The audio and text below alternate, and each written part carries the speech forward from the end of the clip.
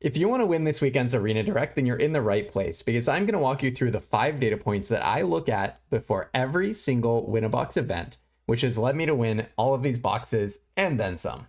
This weekend, we have the cool opportunity to win Japanese play booster packs of Bloomburrow, but it's actually a little bit daunting because we have to play Bloomburrow Sealed, a format that, if you've played it, it probably has been 2 years since you got to practice it. But never fear, because I have a system that I've honed over many successful and frankly unsuccessful Winabox runs. I never jump into one of these events without first looking at how often each color pair of decks is actually winning, what the best cards are, what the worst cards are, and importantly for those of us who love to draft, how the sealed card qualities compare to the same quality of those cards in draft. Then I like to look at some examples of what a trophy deck actually looks like. And finally, I'll share some general advice and some truisms that I've learned from my many runs. I'm going to be relying on data from 17lands.com, which is a client that you can download, which logs your drafts and also records some data that they share on the quality of individual cards. But I'm going to go deeper than what you can get by just looking at 17lands online. I've done a lot of original data collection and analysis to pull together the stats that I think really help you win Arena Directs.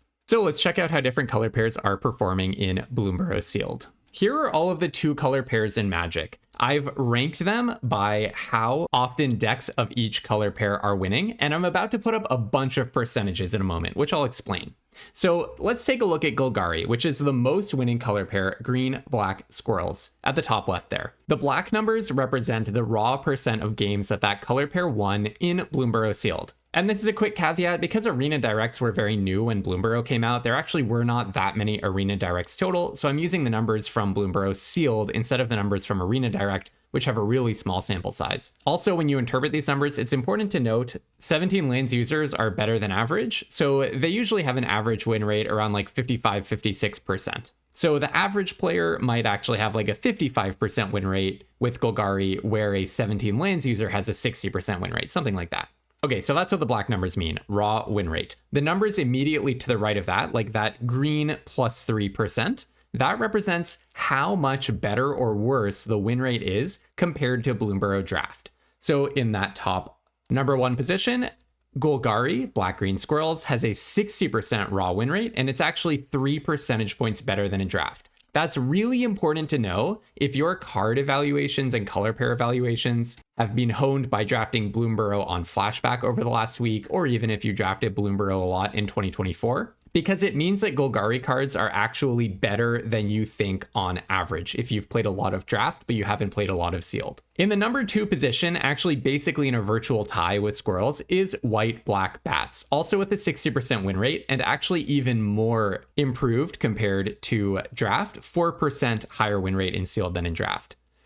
Green White Rabbits has a 58% win rate, ever so slightly better than in draft. Black Red Rakdos, this is the Lizards deck, 57% win rate, and the same as in draft. And Red White Mice with a 57% win rate is 2 percentage points more winning than it is in draft. Okay, that's the left column, and I actually want to pause there because I would say we can simplify all of this information by dividing it into 3 different tiers. Tier 1 are the first 3 decks. Check it out. Black Green, White Black, and green white. What do those have in common? Those are the 3 combinations of 2 color pairs in the Abzan colors, green, black, and white. So if you were playing a 2 color deck that is in the Abzan shard, you are playing a tier 1 deck in this format. That's our simple takeaway number 1. Tier 2 is hard to draw a box around. We just read out the Rakdos and the Boros win rates. Check out number 6 at the top of the right-hand column. Gruul with a win rate of 56%. This is the Raccoons deck, ever so slightly worse in sealed than it is in draft. And I would say number 4, number 5, and number 6, hard to draw a box around, but those form tier number 2. That is all of the color pairs with red in them, except Izzet. If you're playing a deck with red that does not have blue, I would say you're in a tier 2 deck. It's a noticeable step below the tier 1 Abzan decks. It's right there in the middle, a pretty solid deck for the format. Nothing special, but nothing terrible. All right, gonna hop over to this side so that we can look at our tier 3 decks. And there's a very simple commonality in these decks, isn't there? It's just everything that includes blue. If you're in blue plus an Abzan color, you're not quite in the middle, a little bit bad for the format, but it's not a complete disaster. You can see Simic Frogs, 55%, 1 percentage point worse than in draft, just a shade below the red decks, just behind Raccoons. Azorius Birds, 55%. This actually was a pretty weak archetype in draft. The cards tended to be pretty understated and a little bit slow. It turns out that's maybe more forgivable in sealed. I would personally guess maybe because evasion is a little bit better and the format is a little bit slower, so the understated cards are maybe not so punishing. So this is an anomaly on the right-hand column of actually being a little bit better in sealed than you're used to it being in draft. However, it's still only the 8th best deck for the format, Azorius Birds. Not where you want to end up, but if you're blue, you could do worse. Rats, blue-black rats is one step below that, 54% win rate in sealed, 1 percentage point lower than in draft. And then we get to the true disaster. Is it blue-red otters? It is, I think, the worst deck in draft, but it is by far the worst deck in sealed. You are losing a full 6 percentage points in your expected win rate by playing otters in this arenadirect compared to the next worst deck. Compared to the best deck, you are giving up 12 percentage points in win equity by playing otters. And even though it wasn't good in draft, it's a full 5 percentage points worse than in sealed. So I would say the really big 2 findings here, if you just want 2 quick takeaways, Is It especially is way worse than you think. This is the disaster archetype of the format. And in fact, blue is worse than you think. Every blue archetype, except Azorius, is slightly better than you think, but you really do not want to end up in blue. For the second bullet point, let's actually take a quick look at the win rates again. Notice that every single archetype that includes white is actually slightly better than in draft, right? Black, white, bats, 4 percentage points better than in draft. Rabbits, 1 percentage point better. Mice, 2 percentage points better. Birds, 2 percentage points better. Actually, if you're playing white, it's slightly better than you're used to across the board, or substantially better in the case of bats. And then finally, bullet point number 3, if you're in any 2-color pair within Abzan, you're just doing the best thing you can be doing. Very likely, without knowing your pool. And I didn't dig into this, but splashing is just really bad in Bloomburrow. Look, my channel's called Unlimited Splash. I love splashing. I love packing value into my deck. But you are just giving up several percentage points of win rate from any color pair if you splash. Like, the single worst thing you can be doing in the format is It with a splash. And, you know, Golgari with a splash on average makes it worse. Of course, there are exceptions, but by and large, you do not want to be splashing in this format. You should stick to these 2 color pairs. All right, now I like to also look at the rate at which each of these decks is played. That is, how frequently are people actually choosing to make a deck of each color pair given their sealed pool. And by the way, I do want to say as we get into this, if you like data deep dives, winning boxes, and getting better at limited every single day, this is the kind of thing I showcase all the time on my channel. So for example, before the last Winabox weekend, I posted this video, which was a lot like the one you're watching right now, where I did a deep dive analysis on how to win the Turtles Arenadirect. I then went on to win a box,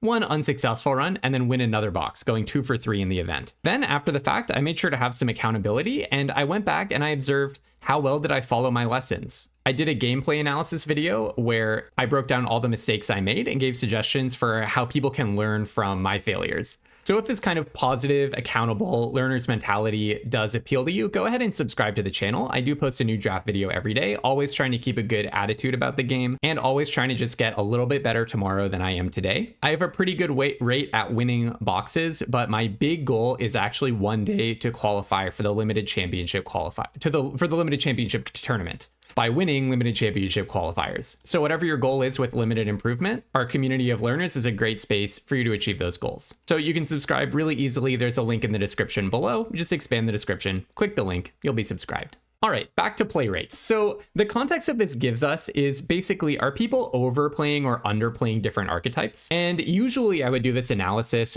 when the set is really fresh. So it's kind of like a, here's what the community is doing right, here's what the community is doing wrong. The thing is, this set has not been around for a long time. So it's more like, what did our elders know, the people who played Bloomburrow 2 years ago? Were they broadly right about the format? And if so, can we recapture that knowledge through the digital artifacts of their 17 lands user log? And frankly, I have to say they were basically spot on. So I've kept each color pair in order of how often it wins. but the number next to it represents the order of how often it was played. So Golgari in the top left there remains the number 1 most winning archetype, squirrels. However, it is only the number 3 most played archetype. So the kind of reasoning that this analysis supports is we could say, you know, if Golgari were actually played a little bit more, maybe it would be winning a little bit less. This actually gives some interesting points to black-white bats. Not the best archetype in draft, by the way, so this is kind of surprising if you didn't break down the numbers. But it is basically tied for the number 1 most winning archetype we saw, right? It and Golgari, the bats deck and the squirrels deck, both win about 60% of the time. However, the bats deck is the number 1 most played archetype. The squirrels deck is only the number 3 most played archetype. What that means is some amount of the time, people are deciding not to play squirrels. I don't have a great squirrels deck in my pool. I have something else that's better. That's happening more often than it's happening with bats, and yet they're winning at the same amount. That suggests the bats deck is actually a more likely place that you should end up. It's being played more often, and it's still winning at basically the same rate. So you should be very inclined to play bats. Okay, but by and large, there's not a huge difference between those 3 abs and what we call the tier 1 decks. They're kind of scrambled. The frequency of being played doesn't really match their win rate, but that's okay. It's like basically on point. The tier 2 decks, the red-based decks other than Izzet, are also pretty much in the right order, 5, 4, 6 in terms of play rate when they go 4, 5, 6 in terms of win rate, right? Basically lines up. And then the blue decks also 7, 8, 9, 10, both in win rate and in play rate. The 2 metrics line up perfectly. But there's still a little nugget of wisdom that we can glean from this, which is people are correctly playing Izzet the least frequently out of all of the archetypes. But they might not be playing it infrequently enough because it's still the most losing archetype. It's very possible that people are playing Izzet a little bit too much, and they're not even playing Izzet frequently at all. So this makes me think a little bit more highly of bats and even less highly of Izzet in sealed, which is sad because I love Izzet spells. It hurts me a little bit how terrible it is in sealed, but you just almost certainly should not be playing it. All right, now let's get concrete. That was all very abstract win rates, but now I want to show you the best uncommons, the best commons, and the worst commons in the format. And then we will compare the quality of cards in sealed to the cards in draft. Specifically, I want to help you calibrate your intuition about how good different cards are by showing you the 5 cards that are the most better in sealed than in draft, and the 5 cards that are the most worse in sealed than in draft. Oh, I swear I can spell. Uncommon has 2 M's. Okay, here they are. Number 1, Vine Reap Mentor, the black-green signpost uncommon. Number 2, Fell. Number 3, Wix Patrol. The 4th best uncommon in Bloomburrow sealed is Thoughtstalker Warlock, and the 5th best uncommon is Hunter's Talent. Notice anything? I want to point out, okay, there's an obvious commonality, right? They're all green and black. Yeah, okay. There's another commonality underlying these 5 cards, which is if you set aside Vine Reap Mentor, all of the other 4 cards are removal spells. Fell, Wix Patrol, Hunter's Talent, these are just classic removal. Thoughtstalker Warlock, it's basically a removal spell, maybe even better than a removal spell in some cases, because if you've dealt damage to them this turn, you get to take their bomb out of their hand before they even play it. So this is clearly telling us not only that green and black are great, but that removal is especially good. And importantly, maybe green and black are good because of the removal. It's possible, looking at these being the best uncommons in the format, that maybe you should be drawn into green and black if you have good removal. Maybe you shouldn't be so keen on playing it otherwise. Here I've slapped the win percentage statistics onto these cards. This is the game in hand win rate from 17 lands. The way to interpret this is this number is the probability of winning given that you have drawn that card in the course of the game. So if the only thing that I know about your game is that you drew a Vine Reap Mentor, net everything else, you have a 65% chance of winning. If you're also a 17 lands user, it'll be a little bit lower for the general population. That's a confusing mix of correlation and causality, right? It doesn't mean that Vine Reap Mentor instantly boosts your chances of winning from 50% up to 65 or 55% up to 65, right? This probably just means the signpost uncommon is really good, partly because it's almost only going to appear in green-black decks, and we saw that green-black is the most winning archetype, so, you know, those two things kind of go hand in hand. But it is amazing how much it just crushes every other uncommon in the format. It is a full 2 percentage points higher likelihood, higher probability that you win, given that you drew Vine Rate Mentor, compared to the next best uncommon, Fel. I also want to point out something about these removal spells, and then we'll take a look at the best commons in sealed. Something I always think about in Bloomburrow is going 1 for 1 is actually not that great. Like Banishing Light is not on this list, right? The Oblivion Ring, 3 mana in white, exile target creature, non-land permanent, I guess. And why not? I always think what makes good removal in such a fast format and such a creature-based play to the board format is removal that adds to your board. So Fel is not actually it's just spot removal, but it's so good just costing 1 and 1 black mana that it kind of gets away with it. But every other piece of removal on this list is a removal that advances your board state. Wix Patrol is a 5/3 that destroys a creature. So I put a big chunky threat on my board and I get rid of your bomb. Thoughtstalker Warlock is a 2/2 menace, that's not nothing, that gets the best card out of your hand. And Hunter's Talent, I think Lords of Limited or someone in their Discord put it best when they said Hunter's Talent is basically Doomblade that also says you win the game. So it massively adds to your board state, right? So removal that adds to your board, I would say specifically, is one of the main lessons I take out of this list. Okay, let's look at the best commons. So here they are. Number 1, Scales of Shale. Really interesting, right? Number 2, Savor. Number 3, Intrepid Rabbit. So we're seeing some white cards. Number 4, Warren Elder. Number 5, Baker's Bane Duo. And here are the game in hand win rates of those cards, not that terribly far behind our best uncommons. This is a less one-dimensional, you know, totally all in the same direction list of cards, but I will say black instants that interact with the board and maybe remove a creature or change the pace of a race are still really good. Baker's Bane Duo, just being a card that can go in 2 of the 3 Abzan color pairs. It is a 2 for 1 automatically. It has a good stat line. It's fast as a 2-drop.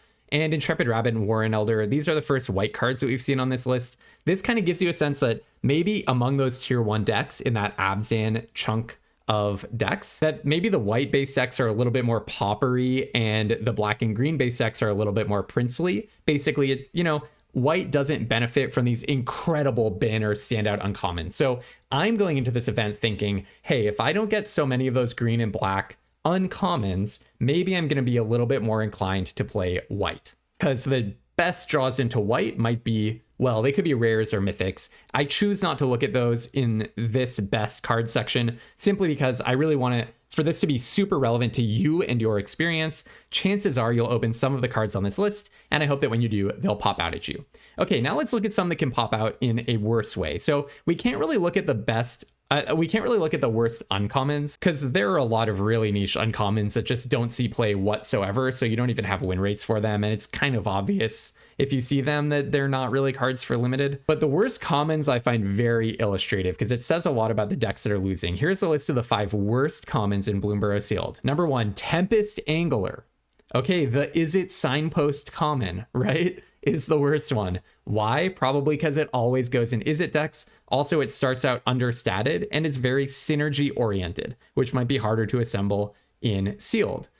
Number 2, Sazakap's Brew. This is really interesting. Kind of suggests that you really do not want cards that don't directly play to the board in your red base decks in that kind of tier 2 middle category where red was okay. All right, number 3, Might of the Meek. Also really interesting, probably because synergies and super tight creature type requirements are a lot harder in Sealed. Number 4, Kindle Spark Duo, probably just understated, clunky, and again, it doesn't have the synergy of packing your deck with a billion non-creature spells. If you're doing that, you're probably in Izzet and you're probably losing. And then finally, number 5, Thoughtshucker. This card kind of sucks in draft as well, so maybe not so many lessons to learn from that. But these all have really low win rates. And note that Tempest Angler's win rate basically matches the win rate of Izzet overall. This is probably a not very good card that's also going down with the ship of being in the worst color pair. All right, now just 2 more things I like to look at regarding individual cards, and then we'll go on to looking at trophy decks and then just some general advice. This is the list of cards that are the most better in Sealed compared to how good you're used to them being in draft. Note that these cards might not be very good necessarily. They may or may not be. Sometimes it's a card that is horrible in draft and it gets like okay in Sealed. And that's definitely the case with this number 1 card. So let me pop the percentage point change on them. Bandit's Talent has a full 4 percentage point higher game in hand win rate in sealed than it does in draft. And this is actually completely classic. We actually see this over and over again. This was true in the Ninja Turtles arenadirect data deep dive as well. The black common or uncommon that makes your opponent discard cards is a lot better in sealed because the games go slower. Maybe people end up stuck with a really high quality, I don't know, Galewind Moose stuck in their hand a little bit more often than they do in draft. You can often just get better cards out of their hand, and also you have the time to waste a little bit more on making them discard. And also removal is just better in sealed, and you can think of discard as a really weak, imprecise form of removal, sort of, with a grain of salt. Okay, Parting Gust, also 4 percentage points better. This card is nearly unplayable in draft. It's playable in very niche situations. In sealed, you know what? It's removal, right? It's removal. It can get rid of the opponent's bomb. So I'm not shocked to see it here. Do Job Cure is a very value-oriented card. It's just way too slow for draft and way too low synergy, I would say. In sealed, you know, the synergy is already low and it's already slower. Galewind Moose, fantastic card in draft, even better in sealed. It's just a bomb that can take over a draft game. It's even more a bomb that can take over a sealed game. But you know what can kill a Galewind Moose? Fell. That card is fantastic in draft. Even more of a fantastic card. I mean, basically bomb level card in sealed. And then just to note the colors, all Abzan colors again, right? Okay, what about what's worse in sealed? I mean, this tells the whole story of the sealed format, right? Compared to draft. The most worse card in sealed compared to draft, the card that you should think less of when it shows up in your sealed pool compared to when you see it in a draft more than any other card, is Daring Wave Rider. Well, compared to any common or uncommon. Your probability of winning, given that you drew a Daring Wave Rider in sealed, is a full 6 percentage points lower than it is in draft. Why? Because you probably can't pick up 5, 6, 7 really good instants or sorceries with mana value 4 or less to put in your pool to go along with your Daring Wave Rider. That's my guess. Similarly, Otterball Antics, Splash Portal, Mind Whisker, these are really synergy intensive cards. I'm really sad to see Mind Whisker on this list, and Shoreline Looter I personally view as a fantastic card in draft. So it really tells you a lot to see it on this list in sealed, 4 percentage points worse. So that's a big nugget that I'm going to take away. Shoreline Looter is not a pull into blue in sealed the way that it is if I see a pick 5 Shoreline Looter in draft. I'm really thinking blue is open. All right, in the last few minutes, I just want to dig into an analysis of a trophy deck. Usually, I will look online at 17 lands leaderboard information and just pick out somebody else's deck, but actually I have one of my very own that I can share. So back in the day, they had an event called the Arena Open, which really resembled the recent limited championship qualifier in its format. Day 1, you would play sealed and you had to get some egregious, I think 7 wins before your 3rd loss, qualify for a day 2 event where you would draft. And I did 1 run and actually managed to day 2 with this super aggressive Boros deck. So this is the number 5 most winning color pair. And the way that I got away with it, what I really want to point out is I had literally 0 rares. Check it out. There's not 1 rare in this entire deck. So if you want to know more about this run, tomorrow I'm actually going to do a deep dive walking through how that event went for me, things I would have done differently, and things I learned. But the quick summary is Blacksmith's talent was actually totally awesome for representing threats.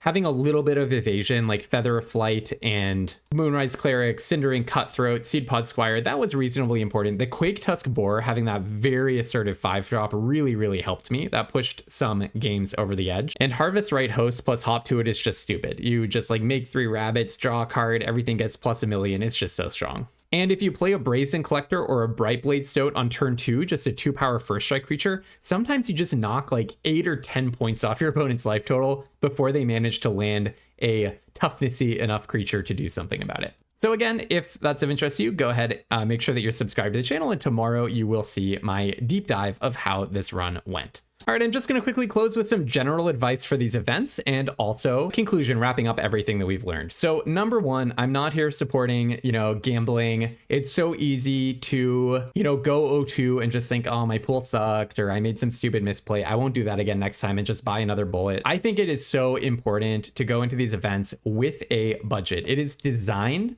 to make it as low friction as possible for you to just put as much money as you can into the system to just keep playing over and over and over again. Just agree in your mind in advance how much you're going to spend on the weekend on this if you are paying money, And if you're paying with your gems that you earned over the course of hours and hours of grinding on Arena, it's maybe even more important to limit how many gems you spend. It's just think about how much of your time goes into getting 6,000 or 8,000 gems, and then try not to go over whatever number you decide in advance. I also think eating before you run through it, it sounds so obvious when you say it, but the number of times that I've gotten kind of sucked into building my pool and then just immediately running out a game or two and then realize I didn't even eat breakfast and I'm probably not playing my best on an empty stomach. That's happened to me a lot. Same with taking rest breaks in between games.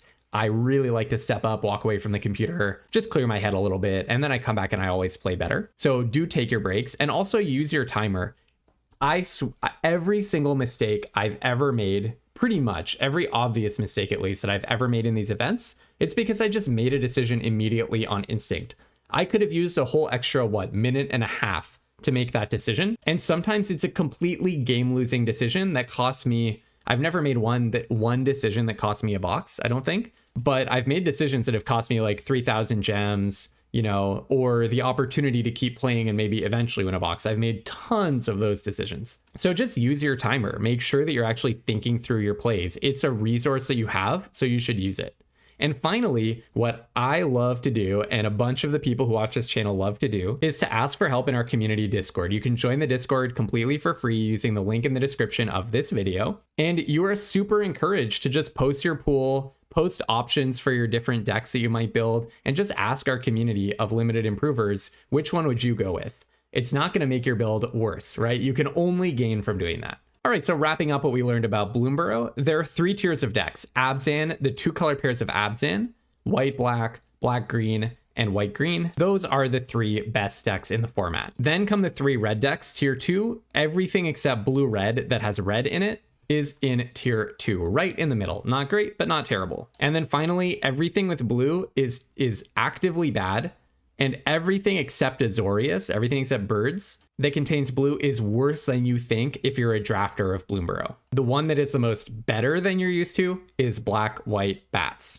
And if I have to end up in any one deck in the whole format, I would choose black, white, bats. So if you're not sure where to go and one of the options that looks viable is black, white, bats, that's where I'd lean. We saw that cards that involve a lot of synergy, like Splash Portal, for example, are way, way, way worse in this format, or cards that make otters with prowess. That kind of thing is way worse in sealed than it is in draft. And it's also just the worst thing that you can be doing. Very individually powerful cards like Fell, or the green black signpost, which is a 3-for-1, a 3-2 for 2, so it's already overstatted and it makes 2 foods. That kind of raw power is where you want to be leaning in this format. And finally, a major through line in the best uncommons is that removal that adds to your board. Even in the commons, we saw Savor pop up there. So removal that adds to your board is so good in this format. That is exactly where you want to be. All right, folks, so I'm going to do at least 2 or 3 runs of this event and post them on my channel this weekend. I'm really excited for it. To see those videos, learn from what goes well for me, and also learn from what inevitably will not go well for me, make sure that you're subscribed to the channel and go ahead and join our Discord so that when you open your pool, you can get excellent advice from our community on which way you should build your deck. So until tomorrow, great luck winning a box, and I hope you all open amazing Abzan bombs, but then if you do, please don't get paired against me.